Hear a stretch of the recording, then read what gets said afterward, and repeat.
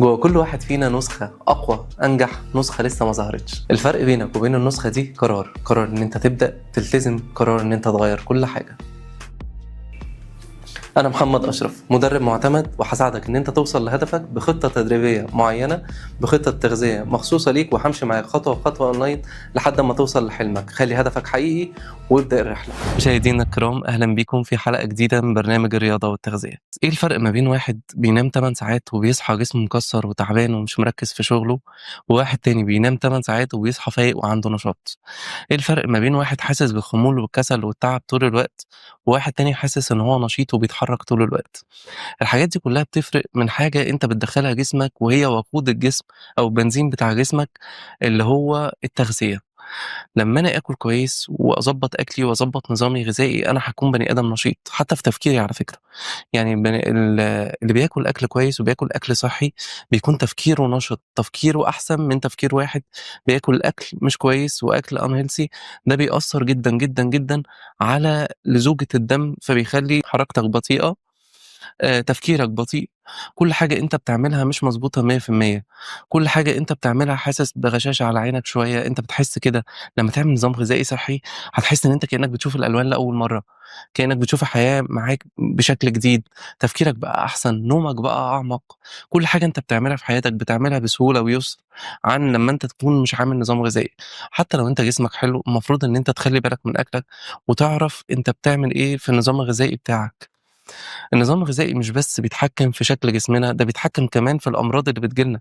يعني في ناس بييجي لها أمراض مزمنة بسبب النظام الغذائي، أمراض بتفضل معاه طول عمره، زي السكر بعد الشر والضغط والشرايين شرايين القلب وإن هي بتتسد والحاجات دي. كل الكلام ده إحنا اتكلمنا عليه في الحلقة اللي فاتت. فإحنا النهارده هنتكلم عن التغذية، وإحنا اتكلمنا المرة اللي فاتت عن إزاي نحسب السعرات، وإزاي نحسب BMR بتاع جسمك في الحلقات اللي فاتت.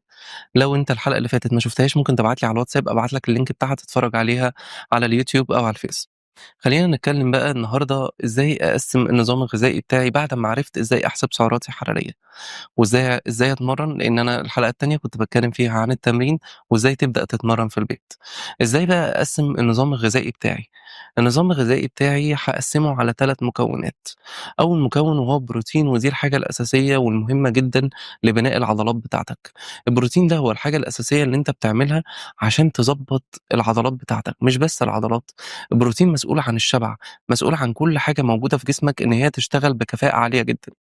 البروتين ده هو أساس أي وجبة أنت بتعملها، يعني أنت لازم كل وجبة تكون بتاكلها يكون فيها بروتين، من أول الفطار لحد العشا. البروتين ده عبارة عن إيه؟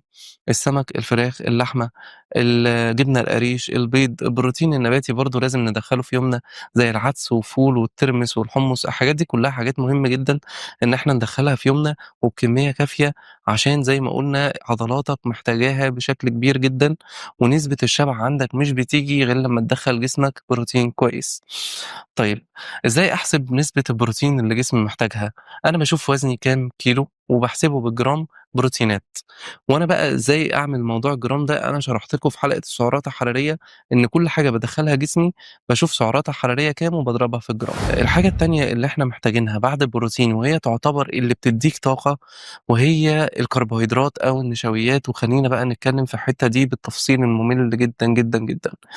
أي حد بيعمل نظام غذائي صحّي أو أي حد بيتمرّن gym بيسمع كلمة اقطع نشويات، ودي غلط جدًا، جدًا، جدًا. إزاي هتقطع نشويات وهي أصلًا مصدر الطاقة في جسمك؟ مصدر الطاقة اللي بيدّيك طاقة وبيخلّيك تتحرك هو النشويات. إزاي أنا أقطعه؟ إزاي أوقّفه؟ أنا لو قلّلت النشويات شوية هاخس، بس مش هاقطع نشويات. أقطع نشويات دي هتعمل لك مشاكل كتير جدًا. طيب خلّينا نتكلم بقى في النشويات وإزاي أدخّلها في جسمي، وإيه هي النشويات أصلًا. مبدئيًا كده النشويات أو الكربوهيدرات هي أي حاجة بتتحوّل في جسمك لسُكّر، زي العيش. وعشان كده إحنا بنمنع العيش خالص. العيش، الرز، المكرونة، البطاطا، البطاطس، الحلويات اللي موجودة في السوبر ماركت أو الحاجات اللي موجودة في الفرن، كل دي تحت بند النشويات. بس في نشويات بتتاخد بكمية كويسة تشبعني، وفي نشويات سريعة بتخش في جسمك تتحول لسكر وبترفع سكر الدم. واحنا قلنا في الحلقات اللي فاتت ان اخطر حاجة ممكن تحصل لك وانت بتبني جسمك، بتعمل عضلات او انت بتشدي جسمك او انت بتخس او انت بتخسي، ان سكر الدم يرتفع في الجسم. مجرد ما سكر الدم يرتفع في الجسم، انت كده خلاص كل اللي انت بتعمله وقع. فإحنا هدفنا من إن إحنا نلعب رياضة وإن إحنا نعمل diet هو إن إحنا نضبّط مستويات السُكّر في الدم. تخيّل أنا بالعب رياضة وباضبّط جسمي وباعمل diet ومش عارف إيه، وحتّة شوكولاتة صغيّرة كده أو حتّة بونبوني صغيّرة فيها سُكّر تروح جاية معلية لي المؤشر الجلايسيمي ويخلّي نسبة السُكّر تعلى في الدم، وكل اللي أنا عملته بيبتدي إن هو يقل. مش هاقول إن الحرق بيُقف، لإن الحرق ما بيُقفش حتى وأنت نايم زي ما اتكلّمنا في أول حلقة، لكن الحرق بيقل وهدفك بيبعد. فأي حاجة فيها سُكّر أو فيها نشويات بكمية أكبر من الطبيعي، دي هتبطّئ وصولك لهدفك. اتفقنا؟ فإحنا محتاجين نشويات عشان خاطر يكون عندنا طاقة إن إحنا نشتغل في يومنا، بس مش طول الوقت بندخّل جسمنا نشويات. النشويات مهمة جدًا بس لازم أكون حذر في التعامل معاها. يعني مثلًا أنا لو باكل نشويات المفروض إن أنا ما آكلهاش بكمية كبيرة، واليوم اللي أنا مش هاعمل فيه مجهود كبير أنا مش محتاج النشويات. يعني أنا طول اليوم قاعد في البيت النهارده، ما عنديش حاجة، قاعد باتفرّج على التلفزيون، هل أنا محتاج طاقة؟ أنا مش محتاج طاقة في حاجة. لكن أنا مثلًا قبل أمّا أنام أروح جاي ضارب مكرونة بالبشاميل والّا ضارب طبق رز كبير أوي كده وداخل أنام ليه؟ داخل أحارب. هو الموضوع أصلًا مش كده خالص، أنت لازم تفهم طبيعة جسمك، لازم تفهم كل حاجة أنت بتدخّلها جسمك هي بتعمل إيه. يعني أنا دلوقتي لو كلت طبق رز كبير جدًا، فمحتاج إن أنا أنزل أعمل مجهود جامد. أنا مثلًا طول النهار هابقى في شغل، عندي حاجة مهمة، هاتحرك كتير، هامشي كتير، نازل أعمل حاجة فيها مشي، فيها حركة، فيها مش عارف إيه، فهاكل النشويات اللي هي الكمية الحلوة اللي تشبعني اللي تخلّيني أقدر أعمل الطاقة دي. لكن أنا دلوقتي داخل أنام أو أنا النهارده قاعد في البيت ما باعملش أي حاجة، يبقى أنا مش محتاج نشويات النهارده غير بكمية صغيرة جدًا أو يمكن تقطعها خالص في أيام معيّنة في الأسبوع. يعني أنت لو عندك يومين 3 إجازة في الأسبوع مش محتاج فيهم نشويات، وممكن بقية الأسبوع إن أنت تدخّل النشويات بكمية صغيرة خالص. وممكن تعمل حاجة اسمها carb cycle ودي هنتكلم عليها باستفاضة قدّام، بس خلّيني أعرّفها لك دلوقتي بسرعة. إن أنا باخد يومين نشويات متوسطة، يومين نشويات عالية، ويومين بدون نشويات خالص، ودي بتخلّي جسمك محرقة دهون حرفيًا. محرقة دهون، ويمكن ده أنجح نظام diet أنت ممكن تمشي عليه اللي هو اسمه carb cycle. وبرضه لو عايز تعرف حاجة ابعت لنا على الرسايل وأنا هاتابعك وأفهّمك الموضوع ماشي إزاي. طيب أنا دلوقتي عرفت النشويات أنا المفروض آخُدها إزاي. المفروض إن أنا أول ما أصحى من النوم ما ادخّلش في الوجبة بتاعتي نشويات لو أنا مش هاتحرّك كتير، لو أنا شغلي مكتبي، لو أنا لسه مش هاروح الشغل دلوقتي. لكن لو أنا شغلي فيه حركة كتير، أنا أول ما أصحى من النوم هادخّل جسمي نشويات. قبل أمّا أنام أنا طبعًا زي ما قُلت لك أنت مش داخل تحارب، أنت داخل تنام، فالنشويات مش مسموحة أوي أو يُفضّل إن أنت تقللها أوي طول ما أنت بتبني عضلات أو بتخس. لو أنت بتتمرّن في الgym موضوع النشويات مهم جدًا قبل التمرين، لإنه بيدّيك طاقة وpower. طبعًا مش قبل التمرين على طول، إحنا بناكل من قبل التمرين بساعتين ونُص ل3 ساعات. ومهم جدًا بعد التمرين لإنه بيملى في جسمك حاجة اسمها مخازن الجلايكوجين اللي هي أصلًا مسؤولة عن الطاقة. أعتقد أنا كده اتكلمت في النشويات باستفاضة، ولو حد برضه عنده سؤال ممكن يسيب لنا وهاجاوب عليكم كلكم. خلّينا نتكلم بقى في عنصر أساسي ومهم جدًا، جدًا، جدًا في النظام الغذائي والناس بتنساه وبتشيله من دماغها، وهو الدهون الصحية.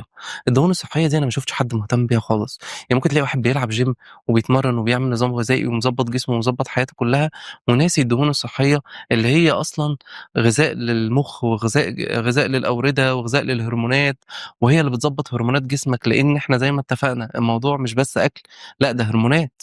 لإن أنت ممكن تكون مضبّط أكلك جدًا بس يحصل مشاكل في الهرمونات تخلّي جسمك يفضل وزنه زايد. فالدهون برضه بتغذي الهرمونات وبتخلّيها إن هي تشتغل بشكل كويس. ويشغّل مُخّك بشكل كويس. وبعد ما عرفنا بقى إيه الدهون الصحية، خلّينا بقى نفهم إزاي ندخّلها في نظامنا الغذائي. الدهون الصحية حتى لو أنا مش هادخّل في جسمي كربوهيدرات أو نشويات، أنا هادخّل دهون صحية. يعني الفطار مثلًا ممكن يبقى جبنة قريش وعليها معلقة زيت زيتون زي ما قُلنا إن زيت الزيتون دهون صحية، وجنبه بيضتين. ده فطار مُشبع جدًا وفطار قوي جدًا وغذّيت عضلاتك وغذّيت هرموناتك وغذّيت مُخّك، وفي نفس الوقت عشان ما دخّلتش نشويات، جسمك هيحرق من مخزون الدهون اللي موجود. فدي حاجة كويسة جدًا وقوية جدًا إن أنت تدخّلها في نظامك الغذائي. كده إحنا عرفنا إزاي هنعمل الكارب والبروتين والدهون وإزاي ننظّمهم في يومنا ونعمل بيهم إيه.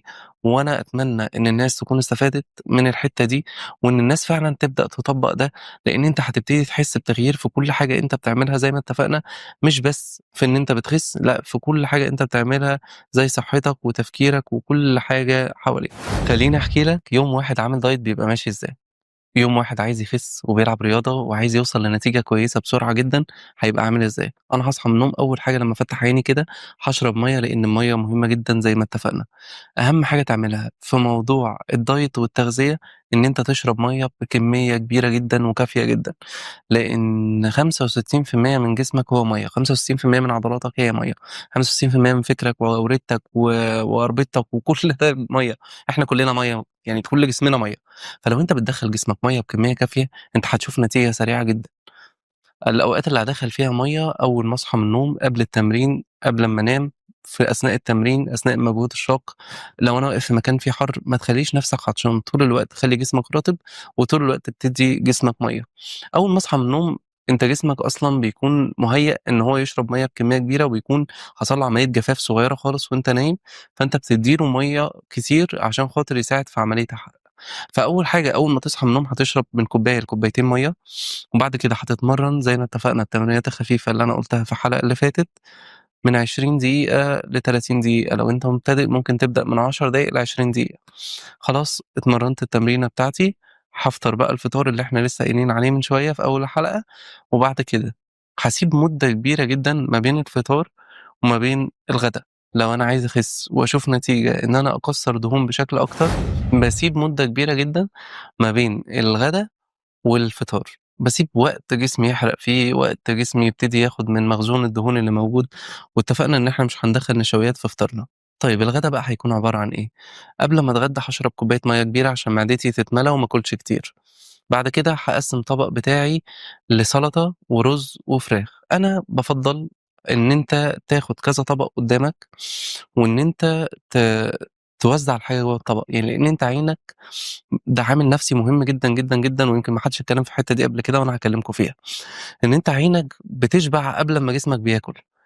لو أنت فتحت طبق يعني جبت معلقتين رز أو 3 معالق رز وقعدت توزّعهم كده بإيدك وعملت لنفسك طبق كبير، أنت عينك هتشبع، لكن أنت جبت 70 معلقة رز وحطيتهم في طبق صغير وكبستهم، لو قعدت تاكل منه 100 سنة أنت مش هتشبع، لإن أنت عينك ما شبعتش، أنت لسه مش مستوعب إيه اللي بيحصل، أنت شايف حاجات صغيرة قدّامك فمخك مش شايف ده.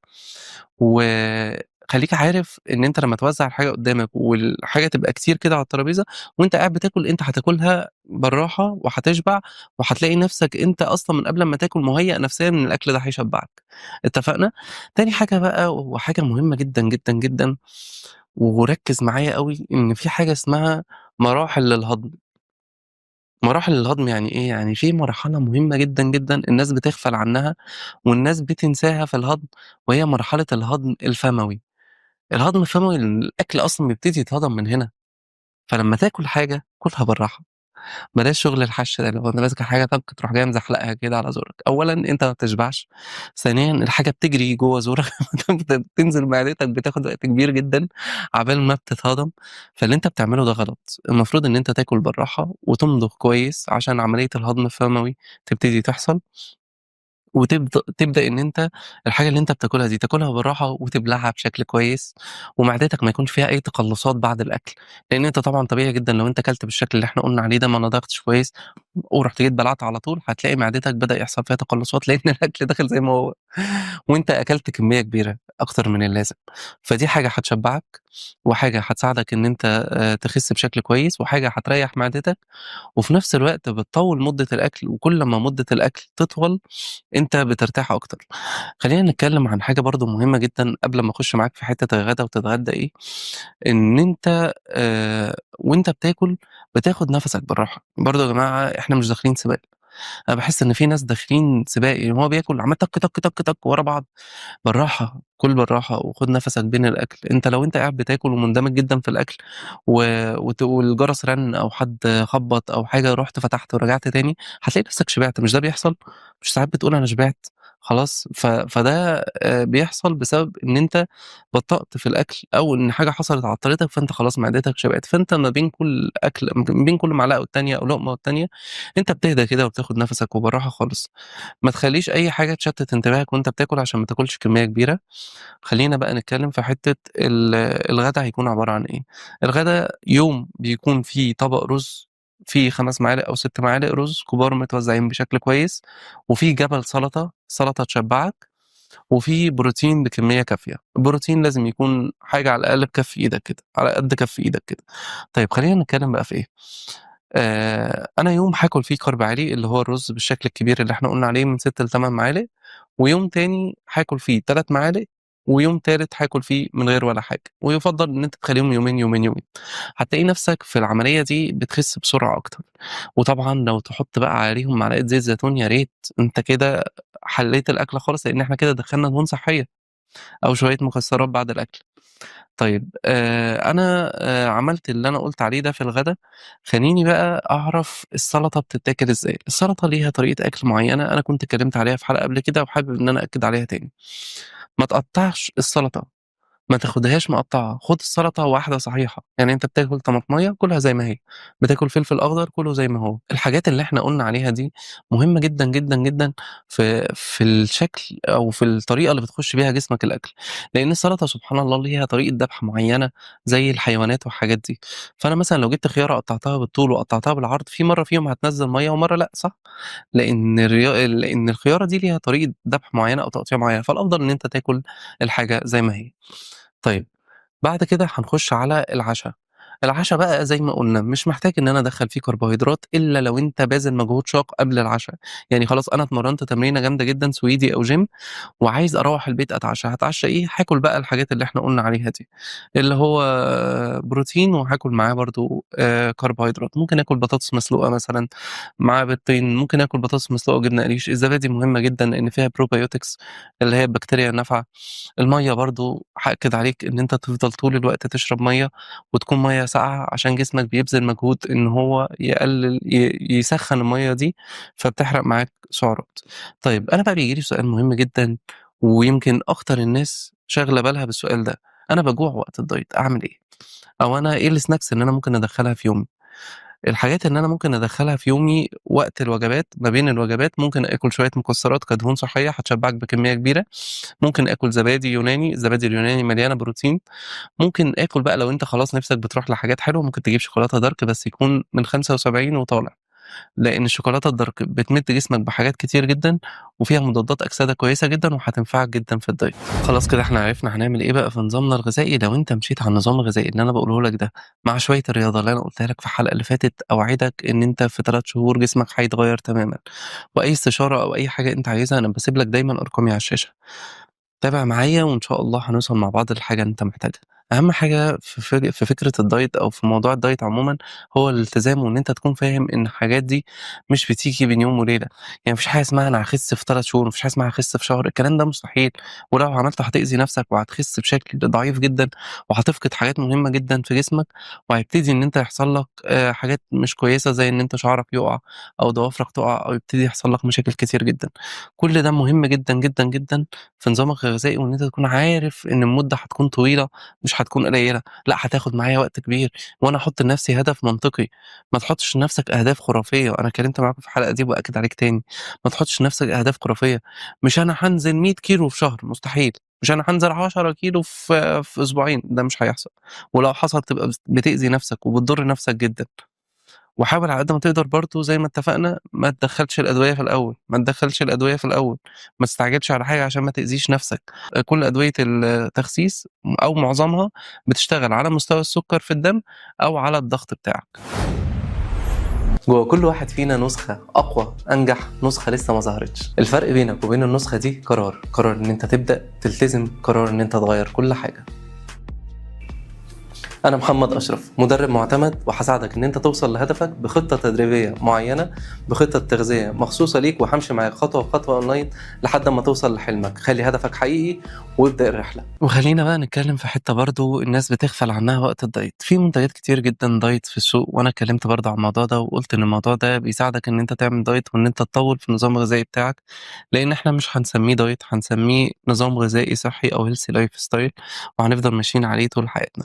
لكن فكرة إن أنا أفضل آآ أمشي على حاجات الدايت دي وآكلها بقى بكمية كبيرة كإنها ما بتتخنش، لأ بالعكس طبعًا هتتخنك جدًا.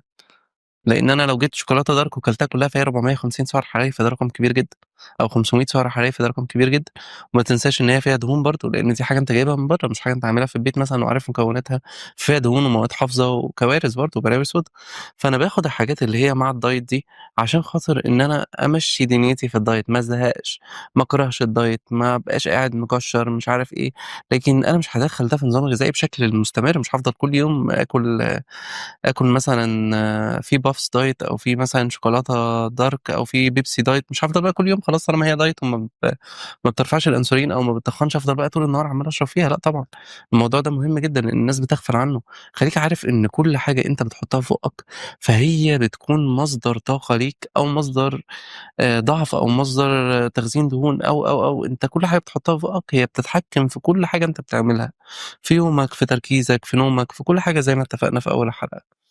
أتمنى الحلقة دي تكون فادتكم، وأتمنى إن أنتم تكونوا استفدتوا من كل الحاجات دي، وهنبتدي بقى نخش على فقرة الأسئلة اللي أنتم بعتوها لنا، ونجاوب مع بعض عليها بإذن الله. معانا النهارده أول سؤال من أستاذة جيلان، وهي بتسأل بتقول لي: "أنا ما بدأتش إن أنا ألعب رياضة، وأنا مع الوقت اتحفزت إن أنا ألعب رياضة. أنا جسمي أصلًا مضبوط والدنيا معايا كويسة جدًا، بس أنا عايزة إن أنا أبدأ في مجال الرياضة، بحيث إن أنا أفضل طول الوقت محافظ على صحتي وكده." حابب أقول لِك بجد إن تفكيرِك كويس جدًا، وإن ده الصح، وده اللي إحنا اتكلمنا عليه في الحلقات اللي فاتت، ومهم جدًا، جدًا اللي أنتِ قُلتِ عليه ده خصوصًا إن أنتِ بدأتِ تفكّري في الموضوع. أنا وجهة نظري إن أنتِ تبدئي إن أنتِ تتفقي مع ناس زمايلِك وتبدأوا تشجعوا بعض وتنزلوا gym مع بعض وتاخدوا خطوة. لو أنتِ ما عندكيش وقت إن أنتِ تنزلي gym ففي تمرينات صغيرة خالص اسمها functional training ممكن تعملي search عليها، وأنا هاكتب لِك اسمها على الشاشة، تعملي search عليها وتحاولي إن أنتِ تعمليها في البيت. بس الأفضل إن أنتِ تنزلي gym وتعملي shape كويس وتلاقي نفسِك بتتمرني بأوزان وبتعملي، وهتتعرفي على ناس جديدة وهيكون الموضوع لذيذ جدًا بالنسبة لِك طالما أنتِ ما جربتيش موضوع الرياضة ده قبل كده. وكويس جدًا إن أنتِ بدأتِ تفكّري في الموضوع ده، وصح جدًا إن أنتِ أخدتِ الخطوة دي، وفكرة كويسة جدًا، وأنا مبسوط والله جدًا بالوعي اللي بدأ يحصل للناس عن حتّة الرياضة وعن حتّة أهمية الرياضة حتى لو إحنا جسمنا كويس. ومعانا سؤال تاني بتقول: "أنا كان جسمي كويس جدًا، ولكن مع الحمل وخلفة خصوصًا إن أنا خلّفت قيصري، حصل معايا إن المنطقة بتاعة البطن السفلية عَلِت معايا بشكل كبير جدًا، وأنا مش متعوّدة على نَفْسي كده أبدأ منين وأعمل إيه، لإن أنا حاسة إن أنا تايهة خالص ومش حابة شكلي." لأ طبعًا ده طبيعي، ده بيحصل عادي مع كل الناس، وطبيعي جدًا إن المنطقة دي تزيد عندكم في الوقت ده، والأهم إن أنا أتابع نظام غذائي كويس، وأبتدي إن أنا أتمرّن تمرينات صغيرة ليها علاقة بالجزء السفلي زي طلوع السلم ونزوله، المشي مدة طويلة، إن أنا أهرول في المشي شوية، يعني أخلّي مدتي المشي بتاعي فيه مَد، لكن أنا ضد الرياضة العنيفة في الأول، خلّينا ناخد الموضوع بالتدريج. الموضوع هيكون نظام غذائي أكتر، واعرفي إن الوقت هيكون كبير شوية، مش هيكون بسرعة، يعني الموضوع هياخد وقت معانا هيطوّل شوية، ممكن يقعد 3 شهور أو حاجة. حاولي على قد ما تقدري تعرفي إن في احتباس مَيّة كبير جدًا في جسمِك، فهتشربي بقدونس أو سوايل كتير، بقدونس وكرفس والحاجات دي، هي طعمها وِحِش شوية، بس هي هتضبّط الموضوع ده وهتنزّل وزنِك بشكل كويس، والموضوع عايز صبر. وهنبتدي نعمل تقويات للعضلات بتاعة بطننا، عشان خاطر العضلات بتاعة بطنِك بتكون ضعيفة جدًا في الوقت ده، فهنعمل لها تقويات عشان خاطر عملية الحرق تزيد في الشكل ده. بس الأفضل إن أنتِ تتابعي مع حد مختص، وأنا هاسيب لكم أرقامي على الشاشة لو حد عايز يتابع معايا. الأفضل إن أنتِ تتابعي مع حد مختص، ما تمشيش من دماغِك أو تبتدي تعملي حاجة من أفكارِك أو أفكار الناس اللي حواليكِ، في الحالة دي لأ، أنتِ لازم تتابعي مع حد مختص. معانا سؤال تاني بيقول: "أنا عندي طفل 10 سنين ووزنه زايد جدًا وباخلّيه يلعب رياضة، بس هو مش بيرضى يضبّط أكله ومدوّخني والله." فخلّينا نتفق إن الموضوع مهم جدًا في السن ده، لإن هو بيكوّن خلايا دهنية، وكل أمّا الخلايا الدهنية بتزيد في جسمنا فهي بتفضل موجودة حتى لو خسّينا، لو جينا نرجع تاني ناكل هتتخن تاني. فالخلايا الدهنية بتتكوّن في السن ده بشكل كبير جدًا، فلازم نحافظ على أكلنا وللأسف ممكن يكون في سِنّة إجبار أو سِنّة إن إحنا نجيب لهم بقى الحاجات الhealthy بدل الحاجات الunhealthy. في شوكولاتة سبريت هيرسي، في حاجات كتير جدًا إحنا نقدر نعملها، نقدر ناكلها في وقت الdiet أو نقدر نبدّلها بحلويات أو حاجات طبيعية.